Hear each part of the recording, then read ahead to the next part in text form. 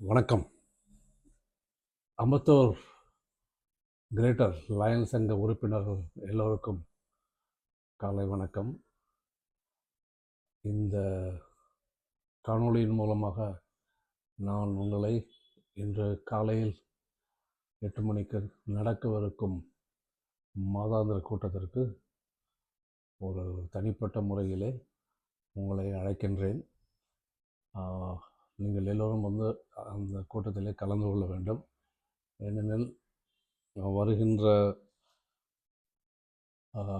ஆண்டுக்கு